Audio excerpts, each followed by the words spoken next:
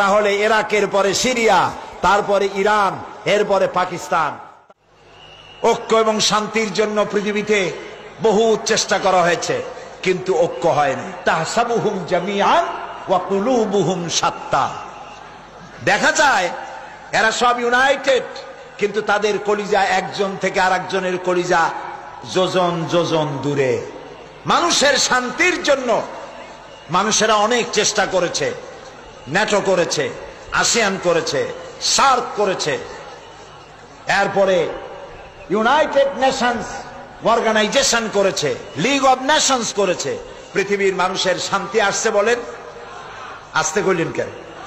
শান্তি আসছে? আসে না। পৃথিবীতে যুদ্ধ হলো, প্রথম বিশ্বযুদ্ধ, আর যাতে যুদ্ধ না হয় সেই জন্য লিগ অব নেশনস তৈরি হলো। প্রথম বিশ্বযুদ্ধে বহু লোক মারা গেল, আর যাতে যুদ্ধ না হয় লিগ অব নেশনস তৈরি হলো। এরপরে 1935 সনে যুদ্ধ শুরু হলো, সেকেন্ড গ্রেট ওয়ার চলল। এই যুদ্ধ 1945 সন, একটানা 6 বছরের যুদ্ধে লক্ষ লক্ষ মানুষ মারা গেল, কোটি কোটি বনি আদম ক্ষতিগ্রস্ত হলো, হাজার হাজার বিলিয়ন মিলিয়ন ট্রিলিয়ন টাকার ক্ষতি হলো বিশ্ববাসী। আর যাতে যুদ্ধ না হয় সেজন্য তৈরি হলো ইউএনও, আকওয়ামে মুত্তাহিদা, যেটাকে ইংরেজিতে বলা হয় ইউনাইটেড নেশনস অর্গানাইজেশন। এদের কাজ হলো পৃথিবীতে যুদ্ধ বিগ্রহ না হয়, গরিবদেরকে বাঁচানো, ধনীদের বড় বড় দেশগুলির হাত থেকে ছোট ছোট দেশগুলিকে যাতে রক্ষা করতে পারে আক্রমণ থেকে।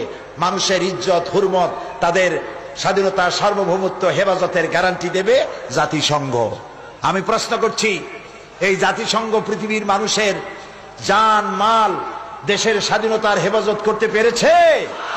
পারে নাই। বরং জাতিসংঘের ফতোয়া নিয়া বড় বড় মোড়লেরা তারা পৃথিবীর মুসলমানদের স্বাধীন রাষ্ট্রগুলিকে তস নস করে দিচ্ছে।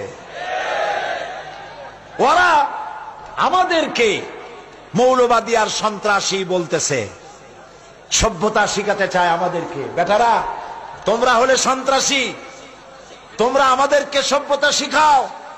সভ্যতা শেখার জন্য আজকের আমেরিকা এবং ব্রিটেনকে ইসলামের দরওয়াজায় ভিক্ষুকের মতো দাঁড়ায় থাকতে হবে। আর যে আমেরিকা আজকে মুসলমানদেরকে শিখাইতে আসছে, এরাকে কি কাজ করেছে তারা? আল গরিব জিন্দানখানা, আল গরিব কি কারাগার, এই কারাগারের ভেতরে মুসলমান কয়েদিদেরকে উলঙ্গ করে তাদের মুখের উপরে পেশাব করেছে। মুসলমান কয়েদিদের গলায় কুত্তার বেল পরাইয়া তারপর রাস্তার উপরে টেনেছে। এগুলি কি বানায় বললাম না? ঠিক বলেছি? এগুলি সত্য কিনা? সারা দুনিয়া সাক্ষী, এ কাজ তারা করেছে। মুসলমানদেরকে আজকে চুপ করে বসে থাকতে হবে না, মুসলমানদেরকে ঐক্যবদ্ধ হতে হবে এবং বিশ্ব বিবেককে আবার জাগ্রত হতে হবে। এই পশু শক্তির বিরুদ্ধে ইরাকের উপর থেকে দখলদার সৈন্য তাদেরকে উঠায় দেওয়ার জন্য সারা দুনিয়ার মানুষের চাপ সৃষ্টি করা এখনই প্রয়োজন। এটা যদি না করা হয় তাহলে ইরাকের পরে সিরিয়া, তারপরে ইরান, এরপরে পাকিস্তান, তার দৃষ্টিতে আমেরিকার দৃষ্টিতে পৃথিবীর সব মুসলমানেরা সন্ত্রাসী। আর শ্যারন নাকি শান্তির পায়রা। শ্যারনের চিনছেন? শ্যারনকে ইসরায়েলের প্রধানমন্ত্রী, শ্যারন নাকি শান্তির পায়রা বলেছে কে? ওইটার নাম আমি নিলাম না। এ নাকি শান্তির পায়রা। তা আমি বলেছি, শ্যারন যদি হয় শান্তির পায়রা, তাহলে বিশ্বে অশান্তির শকুন কে? প্রতি মুহূর্তে তারা প্যালেস্টাইনের মুসলমানদেরকে বুলডোজার দিয়ে তাদের বাড়িঘর ধ্বংস করে দিচ্ছে, তাদের মানুষগুলিকে মেরে শেষ করে দিচ্ছে, স্বাধীনতার স্বপ্ন মাটির সাথে মিশিয়ে দিচ্ছে। ইয়াসির আরাফাত আজ পৃথিবীতে নাই। সারা দুনিয়ার শান্তিকামী মানুষের, মুক্তিকামী মানুষের প্রাণের স্পন্দন ছিলেন ইয়াসির আরাফাত। তিনি চলে গেছেন পৃথিবী থেকে।